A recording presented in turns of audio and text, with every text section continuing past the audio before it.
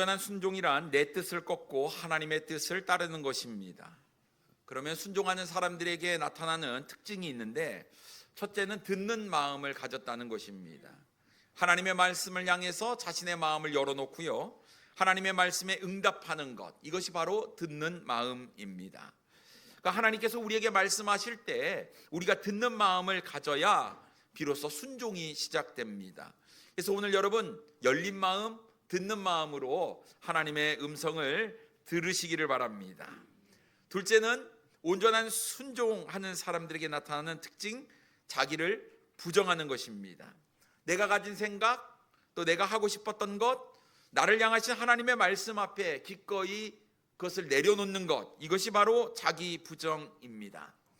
우리가 주님의 말씀에 순종하지 못하는 가장 큰 이유 중 하나는 내가 생각하는 것이 너무나 많고 내가 하고 싶은 일이 너무나 많기 때문에 그렇습니다. 여러분의 인생을 살아가면서 수많은 일들이 많을 텐데, 이 일들에 있어서 우리가 우선순위를 두는 것은 굉장히 중요합니다. 바르게 판단해서 중요하지 않는 일들은 가지를 치고 가장 우선적인 것, 가장 소중한 것, 하나님과 나와의 관계 속에서 첫 번째에 해당하는 것이 무엇인지 우리가 잘 알고 그 일에 우리가 기꺼이 순종할 수 있어야 될 줄 믿습니다. 그런데 우리가 하나님의 말씀을 제대로 듣기 전에 먼저 판단하고 행동에 옮기는 경우가 있지요. 자기를 부정하는 것이 쉽지 않아서 결국은 망설이고 불순종하기도 합니다. 그런데 이렇게 얘기를 해요. 그래도 하나님, 내가 이만큼 했잖아요.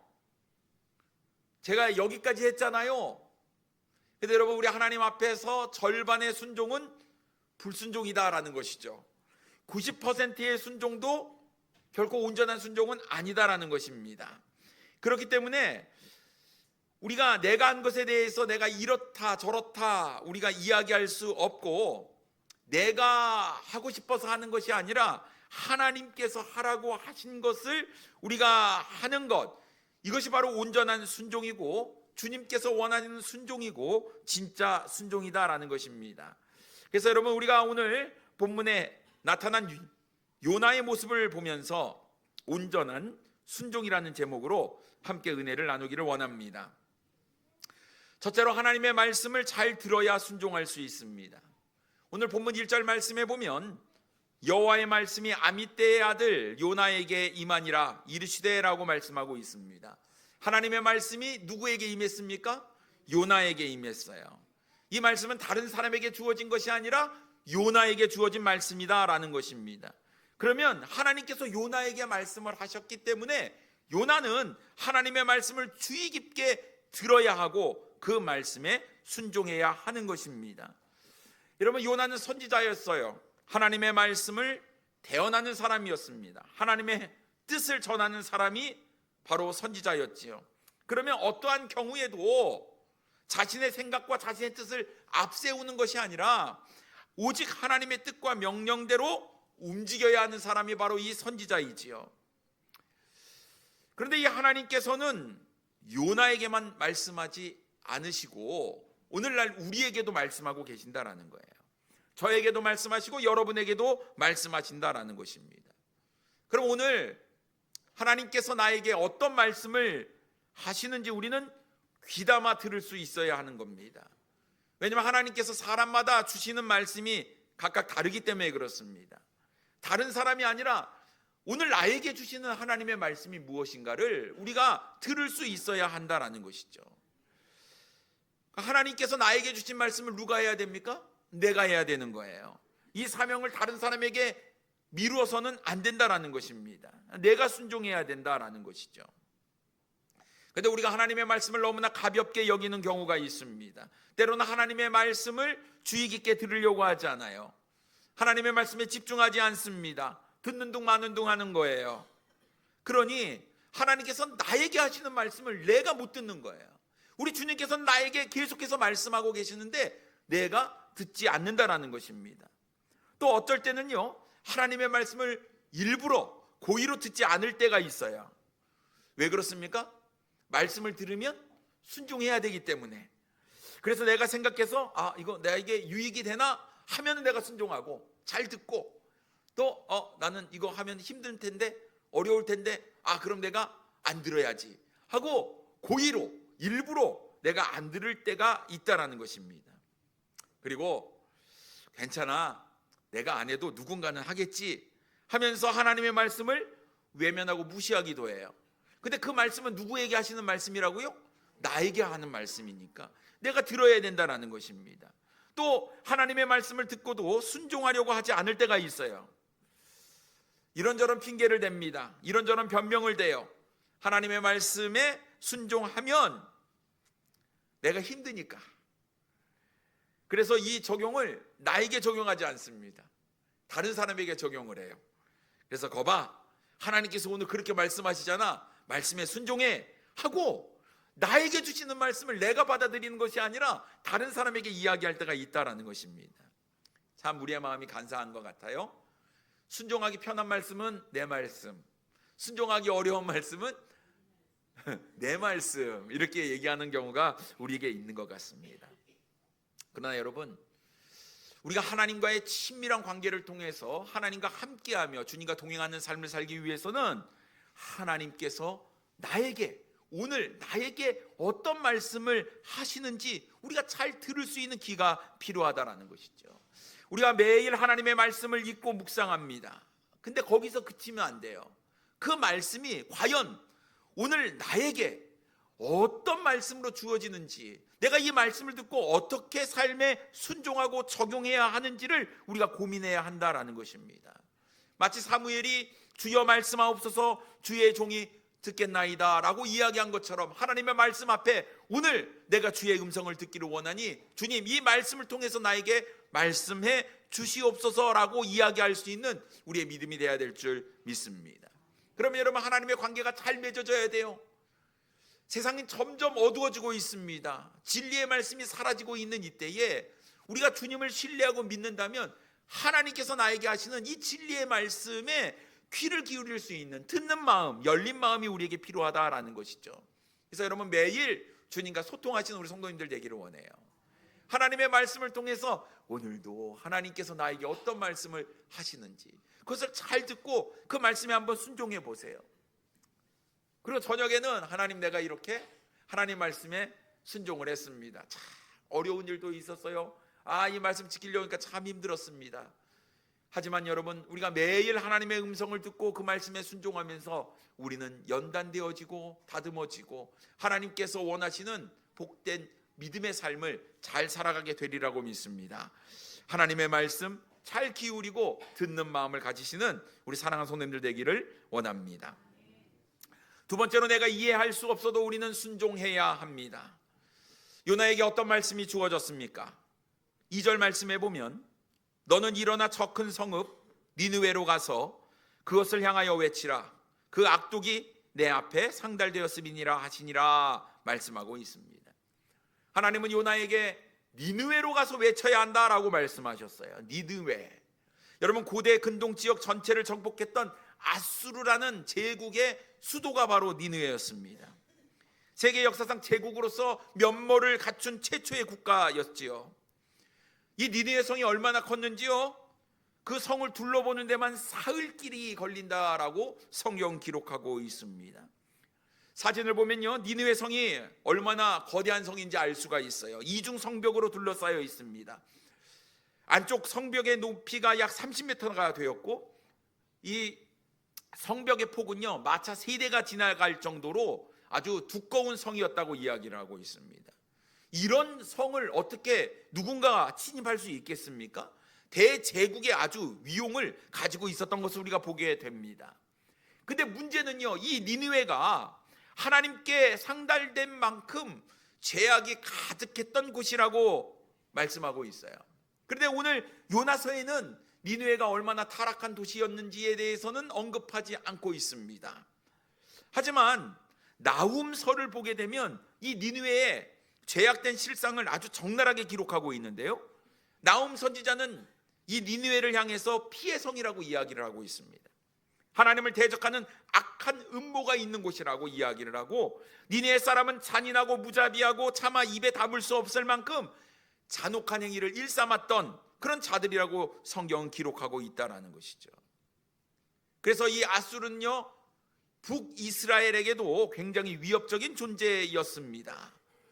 그런데 하나님께서는 그 악한 도시, 악독과 죄악이 가득한 그 도시 니느웨에 가서 너희의 악독이 하나님 앞에 상달되었으니 회개할 것을 외치라는 거예요. 요나는 아무리 생각해봐도 하나님의 말씀을 좀 이해할 수가 없었습니다. 아니, 그렇게 악하고 그렇게 나쁘고 하나님의 백성인 이스라엘 민족을 괴롭히는 이 악독한 아수르의 수도 니느웨, 하나님께서 심판하셔야지, 멸망시키셔야지 가서 회개하라고 외치라는 거, 요나는 정말 이해할 수도 없었고 정말 하기도 싫었다라는 것이죠. 만약에 자기가 가갖고 이야기를 했는데 이 니느웨 사람들이 회개하고 돌이키면 어떡합니까? 안 되잖아요.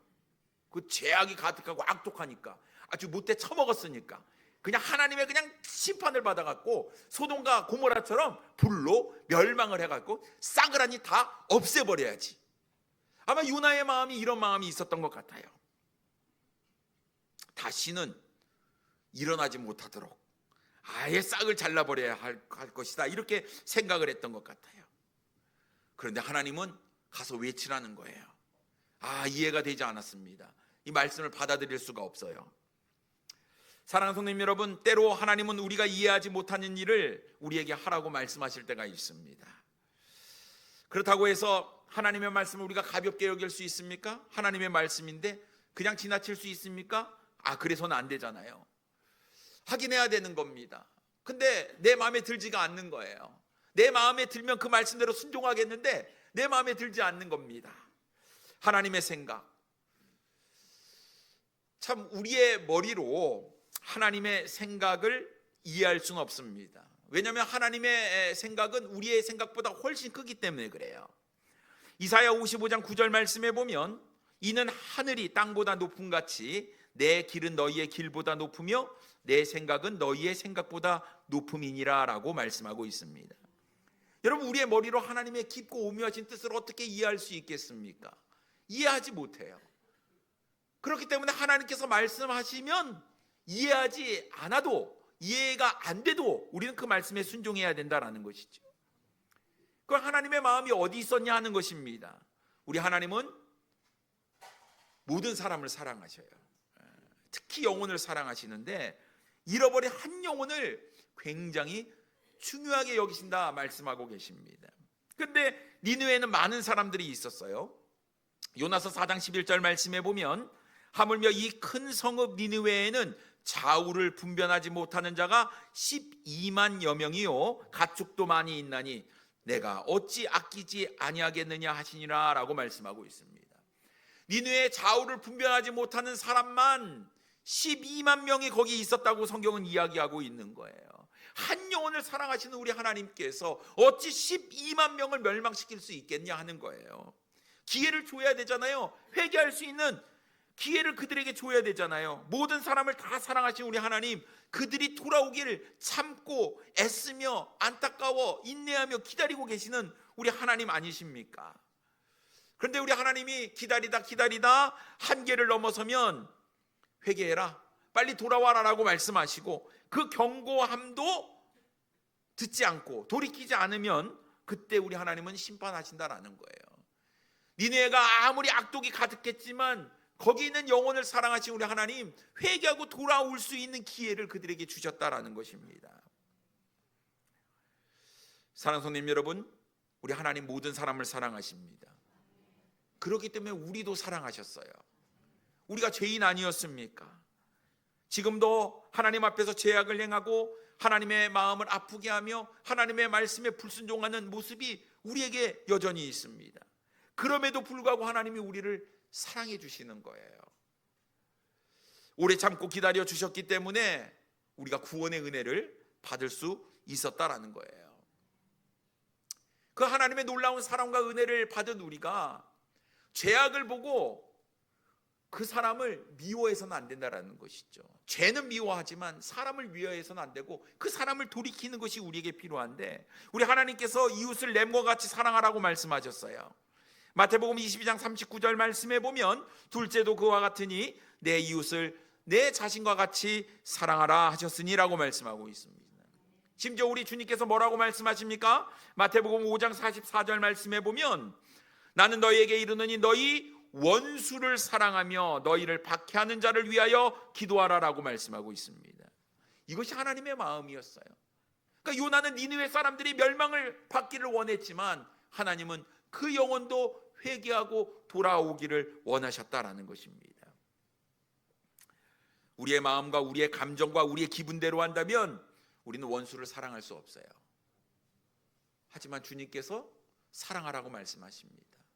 그 영혼도 중요하기에, 돌아와서 하나님의 자녀가 되기를 원하기에, 우리를 통해서 하나님의 사랑을 깨닫고 하나님 앞으로 나올 수 있도록 여러분 우리를 부르실 때에 여러분 나는 그거 아니에요, 나는 내 뜻이 아니에요, 나는 이해할 수 없어요, 나는 내 방식대로 할 거예요, 나는 내 이해한 대로 할 거예요 라고 이야기해서는 안 된다라는 것이죠.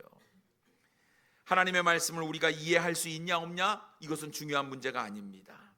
내가 하나님을 믿는다면, 내가 하나님을 사랑한다면, 우리가 하나님을 신뢰한다면 우리는 무조건 하나님의 말씀에 순종해야 될 줄 믿습니다.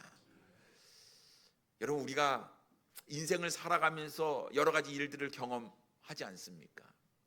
그 당시는 이해가 안 되는 거예요. 하나님의 뜻이 어디 있는지 모르겠는 거예요. 근데 자꾸 하나님께서 그것을 하라고 마음 가운데 부담을 주시고 성령께서 말씀하시는 거예요. 여러분 이럴 때 우리가 어떻게 해야 됩니까? 말씀에 순종해야 하는 것입니다. 정말 어렵게 이건 아닌 것 같은데 하라고 하시니 순종했더니 지나놓고 보니 이게 모든 것이 다 하나님의 은혜였습니다라고 우리는 종종 간증을 통해서 하나님께 영광을 돌려드리는 모습을 우리가 보지 않습니까? 그런 것 같아요. 그 당시 그 상황과 그 현실 앞에서 뭐가 옳은지 잘 모르겠어요. 이해가 되지 않을 때가 있습니다. 여러분 이럴 때 우리는 하나님께 기도하고 물어야 되는 거예요. 그리고 하나님께서 말씀하시는 그 뜻에 순종하는 것이 우리에게 필요하다라는 것입니다. 어떤 일을 겪고 나서야 비로소 이게 하나님의 뜻이었구나 깨닫는 경우가 너무 많습니다. 경제적으로 어려움을 당할 때도, 나의 건강을 잃어버렸을 때도, 나의 상황이나 환경이 예전만 하지 못할 때에도 정말 하나님께서 살아계시기나 한 거냐고 하나님께 부르짖고 소리치고 원망과 불평을 우리가 내뱉을 때가 한두 번이 아니었습니다. 왜 나에게 이런 고난을 주었냐고, 왜 나에게 이런 시련을 주냐고 하나님을 원망하기도 했습니다. 눈물로 밤을 지새우기도 하면서 불평하기도 했지요. 그런데 결국 이루어진 일을 보고 나면 이 모든 것이 다 주님의 은혜였네. 내가 왜 이렇게 미련했냐, 내가 왜 이렇게 바보 같았냐, 내가 참 어리석었다, 이런 우리 고백을 하지 않습니까? 그런데 우리가 얼마나 미련한지요. 똑같은 일을 또 반복하는 것이 우리의 일상인 것 같아요. 사랑하는 성도님 여러분, 하나님 우리 사랑하십니다. 너무너무나 사랑하셔요. 그래서 우리에게 많은 것들을 주고 싶어요. 우리가 이해하지 못하는 방법으로 하나님께서는 우리에게 복을 주시기를 원해요. 그런데 문제는 뭐냐면 우리는 우리의 이해한 대로만 행동을 하려고 해요. 하나님 내가 이거 이해하지 못해서 순종하지 못하겠어요 라는 것이 우리의 마음이다라는 것이죠. 근데 여러분 성경에 보니까 누가 아들이 떡을 달라고 하는데 돌을 주며, 생선을 달라고 하는데 뱀을 줄 사람이 어디 있겠느냐 말씀하고 계시면서, 악한 자라도 자식에게 좋은 것을 줄 아는데 하물며 우리를 사랑하시는 하나님께서 좋은 것을 주시지 아니하겠느냐라고 말씀하고 있습니다. 그러니 여러분 때로는 이해가 되지 않아도 하나님께서 하신 말씀이기에 그 말씀에 순종할 수 있는 우리 성도님들 되기를 원해요. 무조건 순종할 수 있는 저와 여러분이 되기를 원합니다. 세 번째로 우리는 내 뜻을 굽혀야 온전히 순종할 수가 있습니다. 요나의 이야기를 보면 조금 타당성이 있는 것 같아요. 하나님의 말씀을 넘어서는 어떤 자기 자신만의 기준을 가지고 있었는데 그가 하나님의 말씀을 이해하지 못하며 순종하지 않으려고 했던 두 가지 이유가 있습니다. 하나는 민족주의였어요. 다른 말로 이야기하면 애국심이라고 할 수 있겠지요. 여러분 우리는 일제의 서름을 겪었던 사람입니다. 저는 잘 모르겠지만 저희 윗세대 분들은 일제의 그 어려움을 겪었어요. 그래서 어떻게 하냐면 우리나라는 무조건 일본은 이겨야 됩니다. 그런 게 있잖아요. 그게 뭐 스포츠, 한일전, 다른 나라에 지는 것은 좀 이해가 돼요. 일본만큼은 지면 안 돼요. 한일전, 축구 여러분 꼭 보시죠. 무조건 이겨야 됩니다. 지면 억울하고 지면 답답하고 그런 게 있어요. 그게 왜 그러냐? 서름이 있어서 그래요. 억울한 거, 내가 당했던 그 아픔이 있기 때문에 그렇습니다. 요나도 그랬어요. 아수르스도 니느웨에게 당한 것들이 있어요. 그게 막 마음 가운데 있는 거예요. 마치 우리가 일본에게 당한 이런 서름들이 그에게 있었다라는 거예요. 한데 저 니느웨만큼은, 하나님 모든 사람 사랑하지만 저 니느웨만큼은 좀 혼 좀 내주셔야 됩니다. 이것이 요나의 마음이었다라는 것이죠. 두 번째는 피해의식이었습니다. 이해가 잘 되지 않는 것. 하나님을 믿지 않아요? 하나님을 믿는 백성을 괴롭혀요? 그러면 하나님 혼내주셔야지. 왜? 아시리아라는 저 제국을 만들고 저 니느웨 보십시오. 얼마나 크고 성도 든든하고 큽니까? 왜 하나님 믿지 않고 하나님을 믿는 사람들을 괴롭히는 저 니느웨는 저렇게 부흥하고 성장하고 잘 되는 것입니까? 그리고 하나님을 믿는 왜 이스라엘 백성들은 이런 어려운 가운데 있는 겁니까? 자존심의 상처를 입은 거예요. 말도 안 되는 거죠. 이스라엘의 원수 제약이 가득한 니느웨 점점 강해지면 하나님께서 빨리 심판하시고 빨리 멸망시켜야지. 나는 이해하지 못하겠습니다. 저 악인들이 잘 되는 꼴 보기도 싫습니다. 이것이 바로 요나의 마음이었다라는 것입니다. 그래서 요나는 하나님의 말씀에 순종하지 않았어요.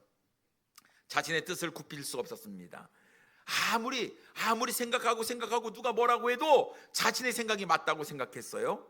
그래서 결국 그는 하나님의 말씀에 순종하지 않았습니다. 3절 말씀에 보면 그러나 요나가 여호와의 얼굴을 피하려고 일어나 다시스로 도망하려 하여 욥바로 내려갔더니 마침 다시스로 가는 배를 만난지라 여호와의 얼굴을 피하여 그들과 함께 다시스로 가려고 배삿을 주고 배에 올랐더라라고 말씀하고 있습니다.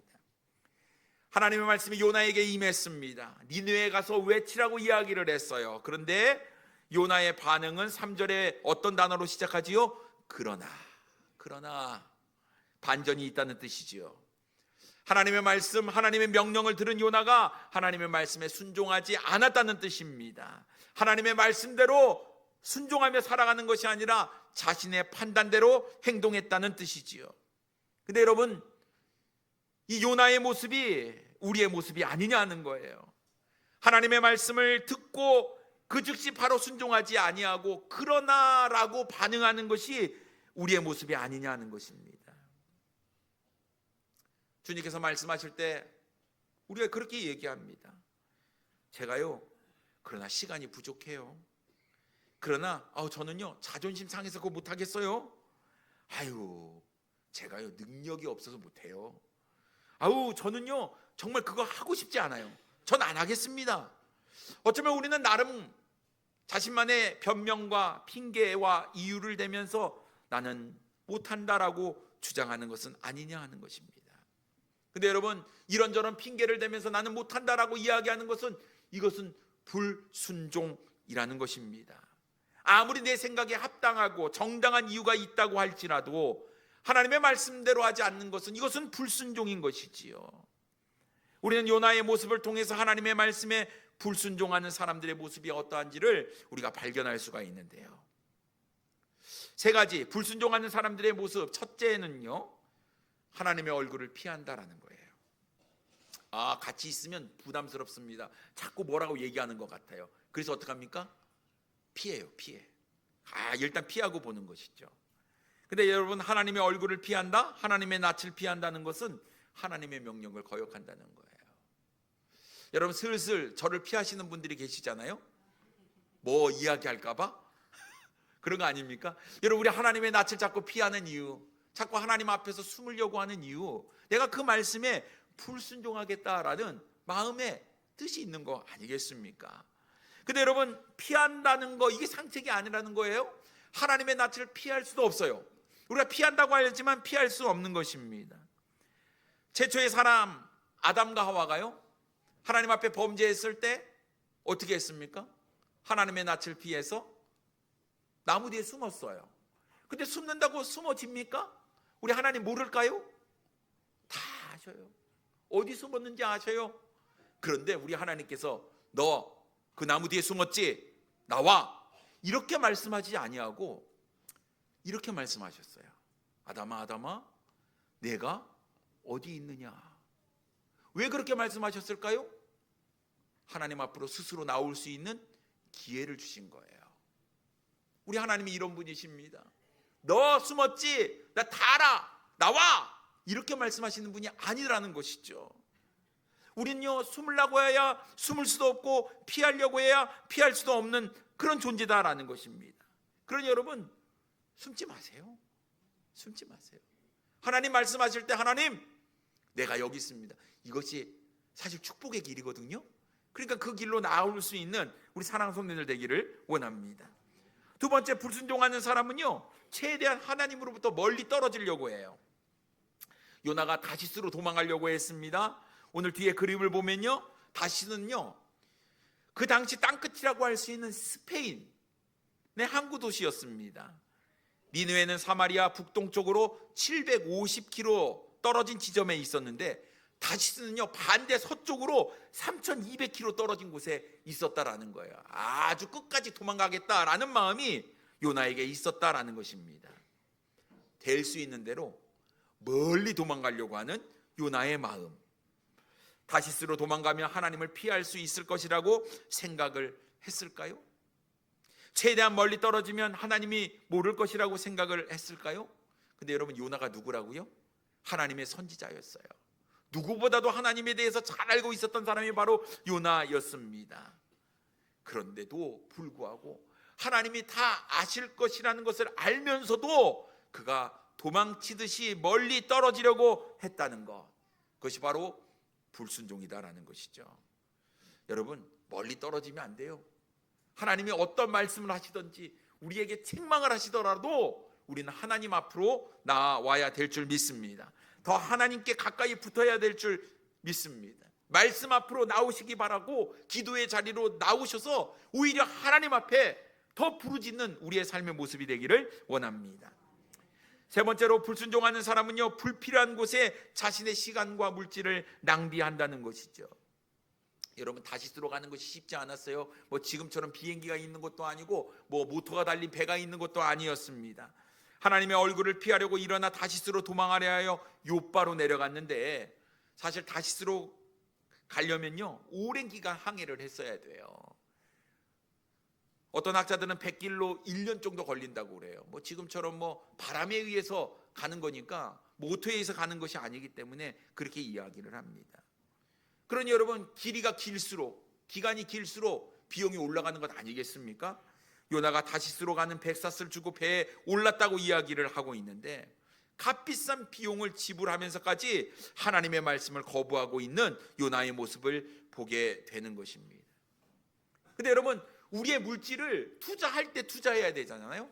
근데 하나님의 말씀에 불순종하는데 막대한 물질과 시간을 투자하고 있는 이 어리석은 요나의 모습을 보게 되는 거예요. 완전히 다른 반대 방향으로 최대한 멀리 떠나서 나는 하나님의 말씀을 듣지 않고 순종하지 않겠다라는 마음이 그에게 있었다라는 것입니다. 놀라운 것은요, 그때 마침 다시스로 가는 배를 만났다라는 거예요. 지금처럼 예약을 할 수 있습니까? 아니잖아요. 일단 가서 기다리는 거예요. 배가 언제 올지 모르는 겁니다. 바람 따라 움직이는 돛담배를 어떻게 기다릴 수 있느냐 하는 거예요. 그런데 때마침, 정말 신기하고도 놀랍게 때마침 다시스로 가는 배를 만난 거예요. 우리는 이런 경우 뭐라고 고백을 하죠? 하나님의 뜻이다. 어떻게 일이 일사천리로 그렇게 잘 이루어지냐? 일이 참 잘 풀린다. 술술 풀리니까 야, 이것은 하나님의 뜻이다 라고 생각하는 경우가 있어요. 근데 자기가 왜 욥바로 내려가고 자기가 왜 다시스로 가는지는 이제 잊어버린 거예요. 일이 자기 생각대로 술술 풀리니까 야, 역시 하나님의 뜻이 여기에 있다 생각하는 경우가 있다라는 것이죠. 근데 여러분, 이때가 정말 우리가 주의 깊게 생각해 봐야 될, 조심해야 될 때다라는 것입니다.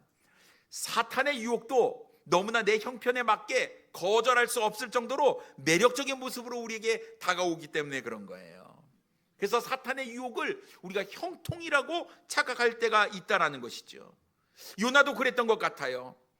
자기가 하나님의 말씀에 불순종하여 도망쳤는데 불순종한 건 잊어버리고, 야, 어떻게 이렇게 요바로 딱 내려왔는데 다시스까지 가는 배를 딱 만났냐? 날씨도 참 좋고 바람도 순풍이고 일사천리로 일이 진행되는데 이게 바로 하나님의 뜻이지.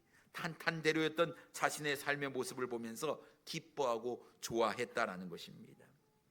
어쩌면 우리가 사탄의 유혹에 빠져서 지금 내가 하나님의 말씀에 반대로 가는 불순종의 길을 선택해서 가고 있으면서도 뭔가가 잘 풀리는 것 같으니까 착각하는 경우가 너무나 많다라는 것이죠. 거봐, 내 생각이 맞잖아. 그러면서 내 생각과 내 판단의 정당성을 주장할 때가 많다라는 거예요. 근데 딱 여기까지였습니다. 요나가 담배가 다시스로 잘 가던 중에 갑자기 큰 바람을 만나게 되지요. 좋은 날씨, 잘 부는 바람이 왜 갑자기 큰 폭풍으로 변하게 된 것이었을까요? 이유는 한 가지입니다. 하나님은 하나님의 뜻을 이루시기 위해서 요나를 니느웨로 보내야 하기 때문에 그렇지요. 4절 말씀에 보면 여호와께서 큰 바람을 바다 위에 내리심에 바다 가운데 큰 폭풍이 일어나 배가 거의 깨지게 된지라라고 말씀하고 있습니다.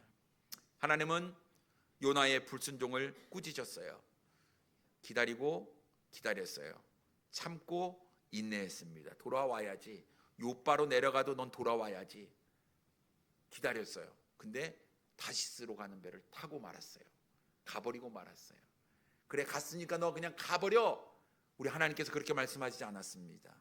그를 다시 불러가지고 니느웨로 보내시는 거예요. 왜냐하면 오늘 이 말씀은 요나에게 준 하나님의 말씀이었기 때문에 그렇습니다. 하나님 포기하지 않으시고 요나를 다시 하나님의 말씀에 순종할 수 있는 자리로 부르셨다라는 것이죠. 여러분, 우리의 인생 가운데에 폭풍이 있습니까? 내 삶에 엉키고 설키고 묶이고 꼬이고 이런 일들이 있습니까? 왜 내가 열심히 노력하고 사는데도 뭐가 자꾸 막히고 뭔가 될 듯 하면서도 되지 않는 고난이 반복하는 이유가 도대체 무엇일까요? 어쩌면 우리가 하나님의 말씀대로 하나님의 사명대로 살지 않기 때문이 아닐까요? 어쩌면 요나처럼 하나님의 얼굴을 피할 수 있을 것이라고 착각하고 하나님을 이리저리 피해서 도망하고 있는 것은 아닐까요? 마치 미꾸라지처럼 이리저리 빠져나갈 궁리만 하고 있는 우리의 모습은 아닐까요? 여러분, 인생은 내 힘으로 노를 저어가는 것이 아니다라는 것입니다. 인생은 하나님의 손에 붙들려서 하나님께서 부는 바람에 의지하여 순풍에 돛단 듯 인생의 항해를 하는 것이 우리의 인생이다라는 것입니다. 그러니 여러분, 하나님의 말씀에 순종해야 하는 것이고, 만약 순종하지 않으면 우리의 인생 가운데 큰 폭풍이 일어나게 된다는 것을 우리는 기억해야 될 줄 믿습니다. 여러분, 우리는 요나처럼 하나님께서 나에게 주신 말씀이 분명히 있을 거예요. 특별히 2025년을 시작하면서 새해를 주신 하나님을 기억하며, 하나님, 2025년 나를 통해서 이루실 하나님의 놀라우신 뜻이 무엇입니까? 우리는 기도하면서 한 해를 준비했으리라고 믿습니다. 2024년 주어진 그 한 해 우리가 반복해서 2025년을 살아가는 것이 아니라 올해 하나님께서 나에게 요구하시고 원하시는 뜻이 무엇인지를 우리는 찾아야 했고, 또 그 하나님의 뜻을 우리가 발견했을 때 우리는 그 말씀에 전적으로 순종해야 하는 것입니다. 그래서 하나님께서 우리에게 말씀하실 때, 네, 제가 순종하겠습니다, 제가 하나님의 말씀대로 살겠습니다라고 우리는 응답해야 되리라고 믿습니다. 그러나 만약 하나님의 음성에 우리가 귀를 기울이지 못하고 하나님의 뜻을 우리가 들었어도 그것을 거부하고 있다면, 어쩌면 첫 시작이 잘 미끄러져 나가는 다시스로 가는 순풍을 만난 배와 같을지 모르겠지만, 여러분, 우리의 인생 가운데 큰 폭풍이 찾아오게 될 줄도 몰라요. 그래서 여러분, 우리가 조심스럽게 우리의 인생을 잘 보고, 혹여나 내가 요나와 같은 불순종의 모습이 있었다고 한다면, 여러분, 우리가 이제 1월 둘째 주입니다. 우리가 하나님의 말씀에 순종하는 자리로 나와주셔서 하나님, 다른 사람 말고요, 저에게 하신 말씀, 제가 그 말씀 듣기 원하고 내가 그 말씀에 반응하고 순종하기를 원합니다. 네, 하나님의 말씀에 도망하지 않겠습니다. 하나님의 말씀에 전적으로 온전히 순종하겠습니다. 여러분, 이런 믿음으로 우리가 나아가시게 된다면 2025년 주님의 계획 가운데 우리는 믿음의 순풍에 돛단 배처럼 아름다운 항해를 하게 되리라고 믿습니다. 여러분, 주님 앞에서 온전한 순종으로 나아가시는 우리 성도님이 되기를 원합니다. 기도하겠습니다.